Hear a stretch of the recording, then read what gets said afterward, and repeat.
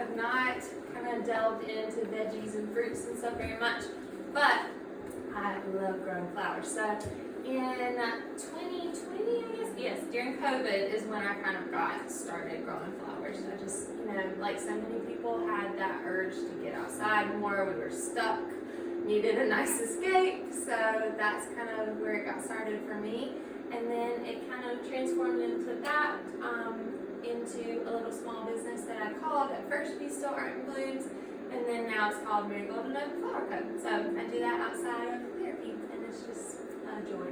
So I thought I would ask you guys, anybody who wants to share, you don't have to, but if, what interests you guys about gardening, or what made you want to come today, anything you hope to gain from this workshop, if anyone would like to share. Yes, ma'am. I want to be able to learn how to grow flowers. Okay, wonderful. Well, you're in the right place. We can talk about that. All right, yes. I was really interested in self-care and like renewing that for myself, and I liked how you integrated the flowers with it, spring, so it just got me. Oh, good. Well, we're glad you're here. Thanks. Okay. Anybody else? You got it. I just think it's very symbolic. Yeah. Of like a lot of what is reported in the Bible. So I think it's just, that's why I'm not necessarily good at it, but that's why I'm interested in it. Like I like to go to like Rise Up Yes. and like help them. That's about the extent of it. Okay. Yeah. That's great. I tried being ground last year, but with fruits, vegetables. Yeah. Did not go. Oh, that's So okay. I need some help. Okay, sounds good. I'll help you best I can. I love that. Okay, so I wanted to ask you guys, self-care is kind of a buzzword, right? We hear that all the time. What comes to mind for you all when you hear the term self-care? Anybody who wants to share?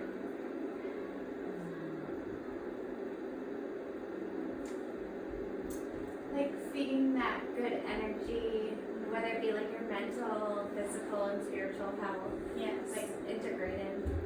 Yeah, I love that. Yeah, Yes.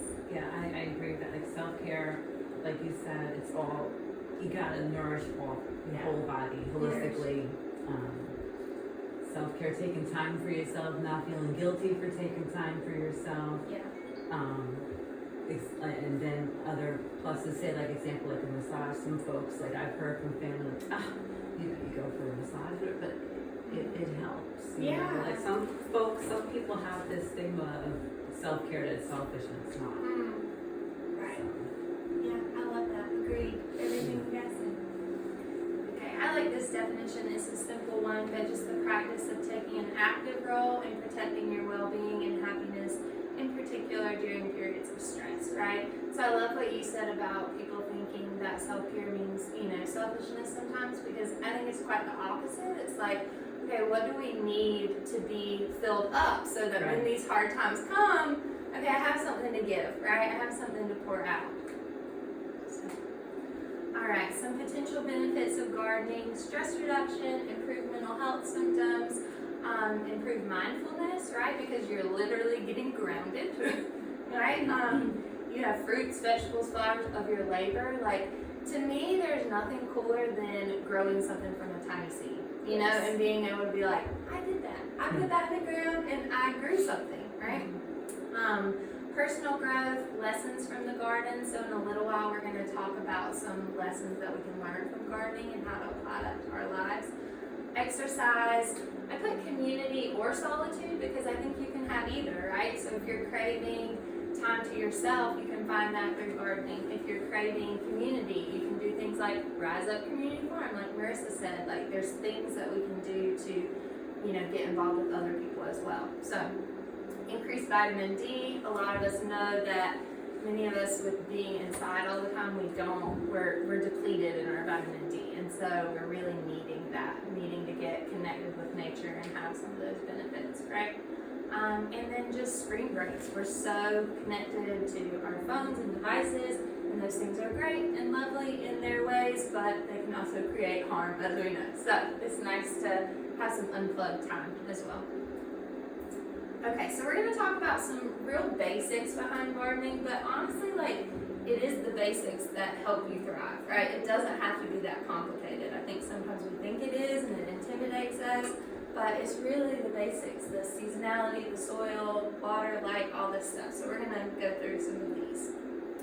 So seasonality is not always what you would think. We really need to pay attention to what we're growing and when it needs to be grown. So I have a little picture right here of a ranunculus. It's one of my favorite flowers. It drives me nuts, y'all, because I go to Lowe's and they advertise flowers at the wrong time all the time. And I'm like, you're setting people up for disappointment because then you see it and you're like, oh, I should go grow this, but it's not time, right? So just really wanting to look at the back of your seed packets, look at your plants and make sure this is the appropriate time. So like for these little flowers we plant them at the end of the fall, early winter, because they actually need some like dormant period, you know, with the cold to thrive. So one thing to consider, our soil, right? This is our foundation. I have learned the hard way with soil a few times. It's really best practice to take a soil sample. So what you can do is put it in a mason jar, put it in a little baggie, take it to your local agriculture extension agency, and they will test it for you and tell you like what you need to add to your soil. But if that feels too intimidating, you don't have to do that. Like, it'll be fine. You know, I've grown flowers, I've sold flowers, and I did not have my soil tested until this year, and it still turned out okay. I could have grown more probably if I would have done that step, but you'll be okay either way. And there's some flowers like sunflowers, zinnias. You might hear me say zinnias or zinnias because where I grew up people say zinnias, but it's not correct. So just bear with me if you hear that. But those flowers can really thrive in soil that's not great. So it's okay, you know. And then just to know that we are zone 8A in this area. I don't know a lot of the fancy terms with all the zones. I just know that's our zone, and that's really all you need to know for the basics. And adding compost is always a great idea because you're just getting that organic matter in there, helping out what you have. But it's good to know, like, okay, if I'm really close to the beach and I have sandier soil, then I might need some more amendments, you know? Things like that. And if you guys have any questions, please just feel free to pop up your hand so I know chat about any of these things more in depth. So light, location, hydration, right? Just wanting to be sure that if you have a partial shade plant, you're in the right location. I think watering, like the location of your garden is kind of a thing that we should think about more because I know for me, my plants that are further away from my watering hose don't get as watered as much. You know, like you get lazy towards the end of the summer and then you just don't. So it's a good idea when you're planting your garden to be like, okay, where's my water source? And trying to keep it all close together. You think it won't make a difference, but when you're tired and don't feel like watering stuff, it kind of does.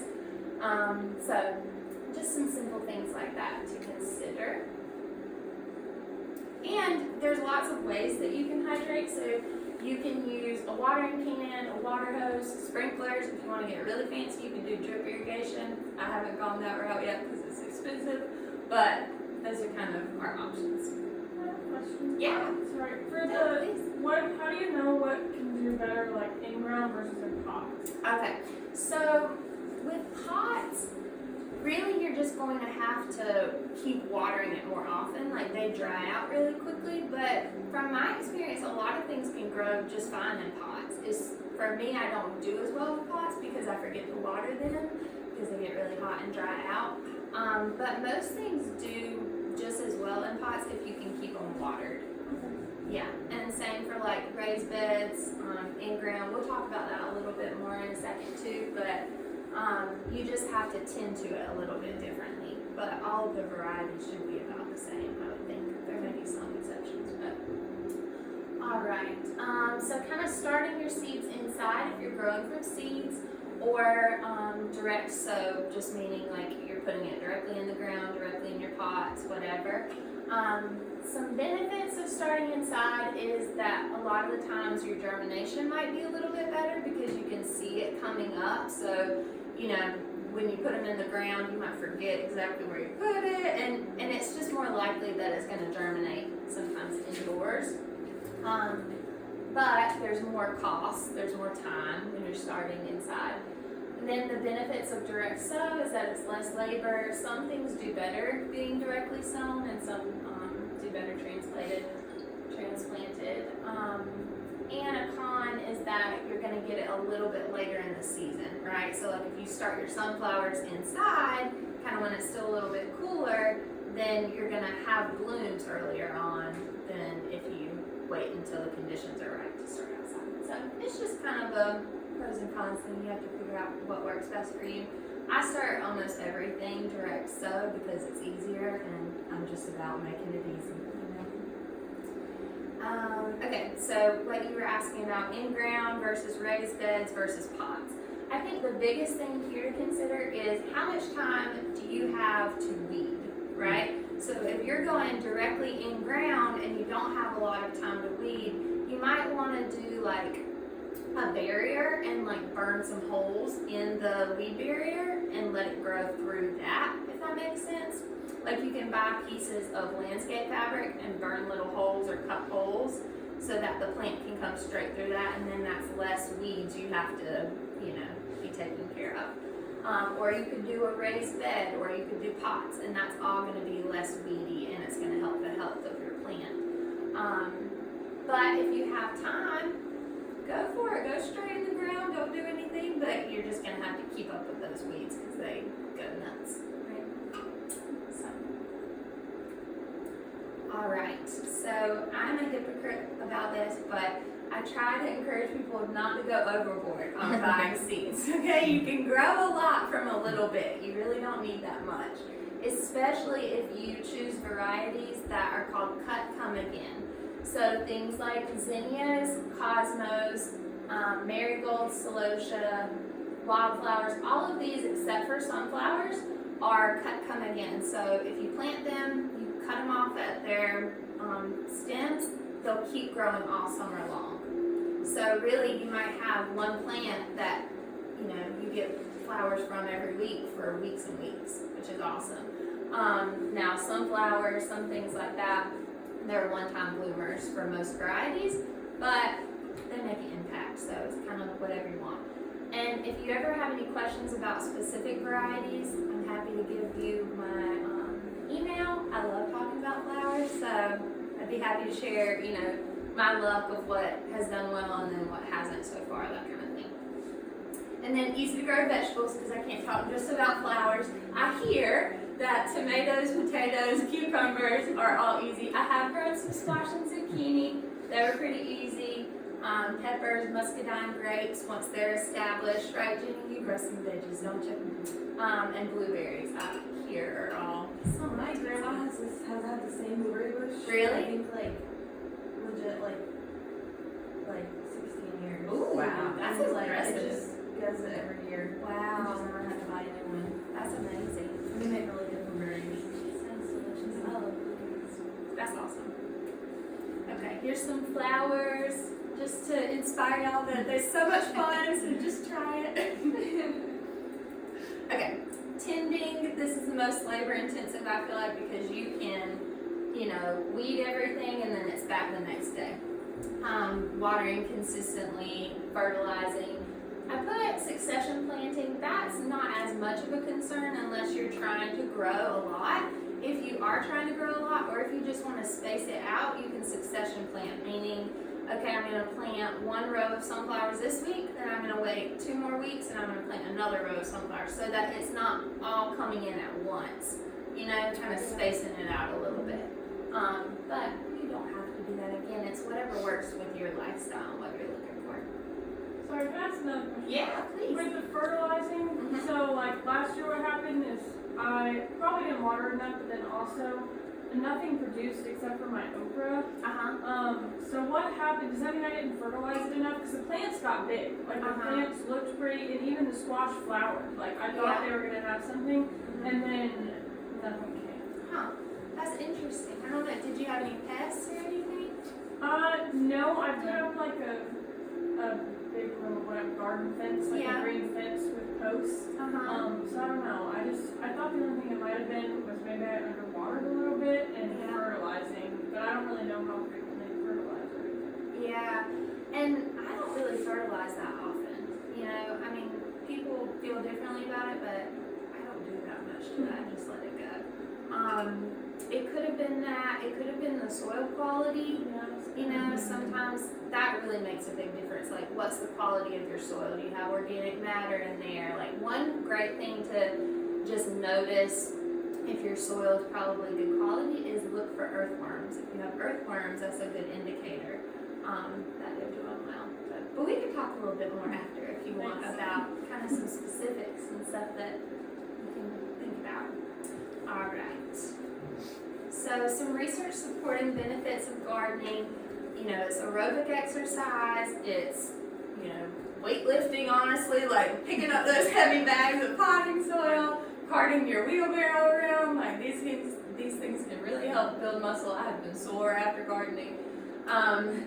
It increases your vitamin D, like we talked about before, which we know many of us are struggling and need.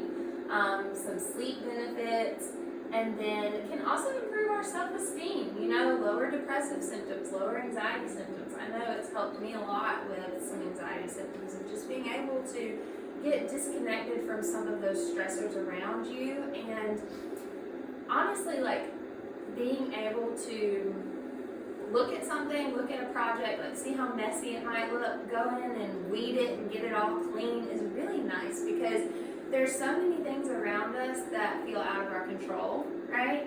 And to be able to see something from like start to finish like that, to be able to see a little seed grow from nothing to something, it really can, you know, it can help. It can help these things. Okay, so now we're going to talk about some lessons from our garden. Seasons. Okay. So if we can learn to embrace seasonality, there are a lot of parallels to our lives. How many of us find ourselves waiting for the next season to be content? We get caught into destination thinking. We find ourselves wishing away a current phase of life we're in. And it's okay to be frustrated, I think, with aspects of certain seasons. But it can be really perspective shifting to start asking ourselves, what am I grateful for in this season? We idealize the next season that's coming, but, you know, no time is without challenges. There's just going to be something else. And we think about our gardens, and I think about, you know, in the winter, it's like, okay, I can't wait to start planting, and I can't wait to see what grows. And then summer comes, and you get caught up in everything, and you're like, oh, I don't want to water things anymore. You know, like, there's always something that we can look to and kind of be like, oh, this is driving me nuts, and looking for the next thing to be content. But we can also reframe that and say, what do I have now? Like, what's going on now? In the winter, I can appreciate the rest. In the summer, I can appreciate the abundance. So, you all have a paper underneath your chairs. If you want to take a second, you might have to share pens. I think I forgot to pass out the rest of those, sorry. But just take a moment and reflect on what is something that I'm grateful for in this current season of my life. And I'm not going to make you share it. If you want to, you can, but you don't have to.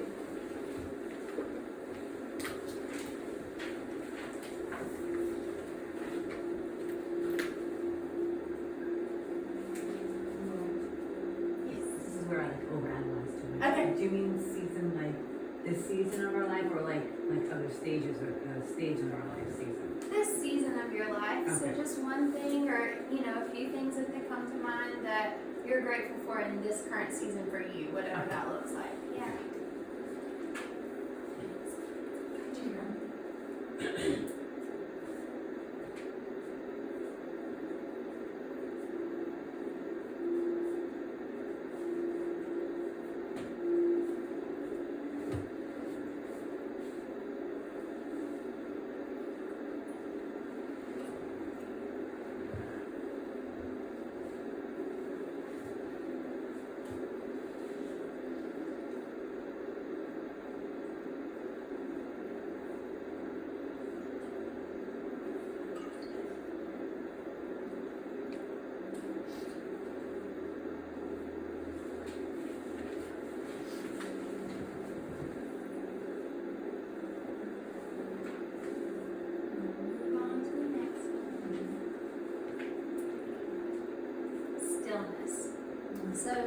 stillness has been a reoccurring theme for me from gardening.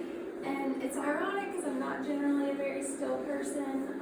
I have a busy and often worried mind, which leaves me kind of on the go, right? And gardening involves a lot of movement, so it might sound counterintuitive, but it creates a stillness of mind. It creates a peace of mind. We live in a very fast-paced society, and when we can embrace the peace of mind that slowing down and getting grounded can bring us, I think we are better for that. Right?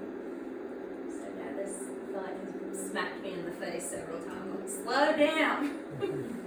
Enjoy it, you know? Alright, practicing patience. Gardening can be hard because we have to wait, and we don't like to wait.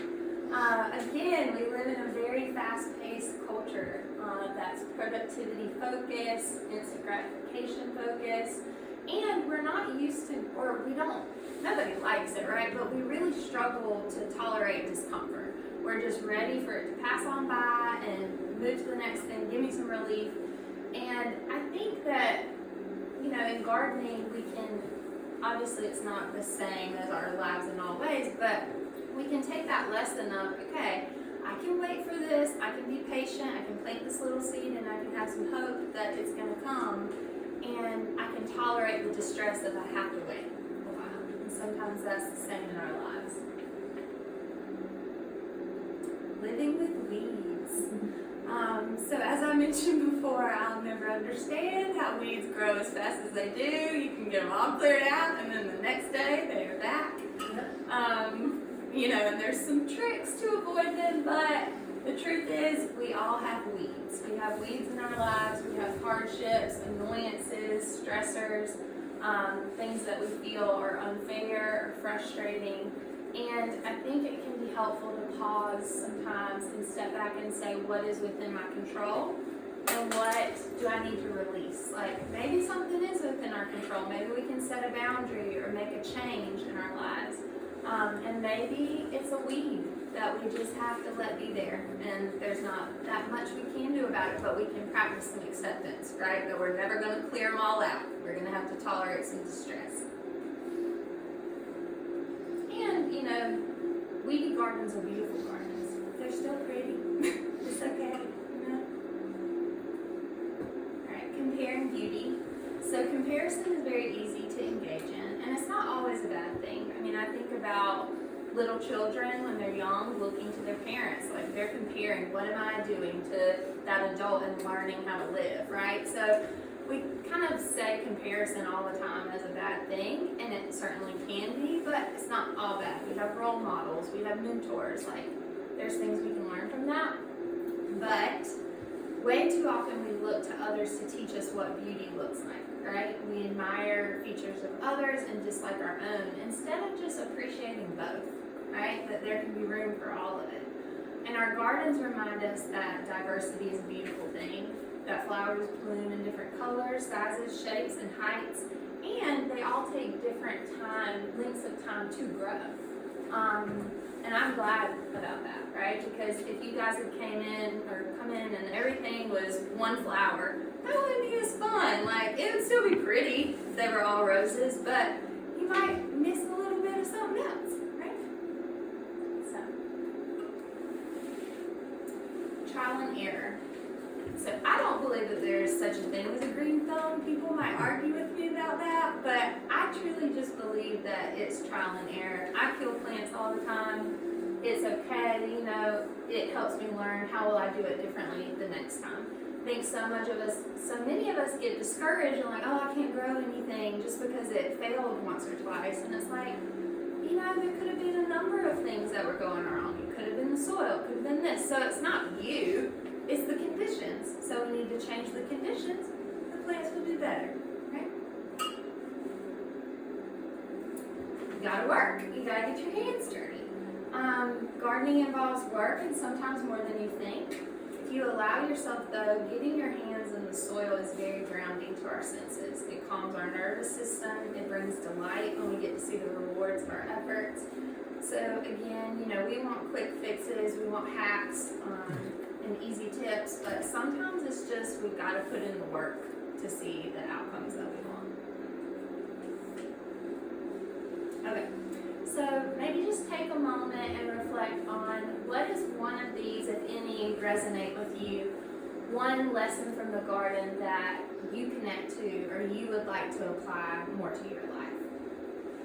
And I'm just going to give everybody, a couple of minutes to reflect on that, and if anyone wants to share, feel free to do so. I'm going to grab some water. I'll be right back.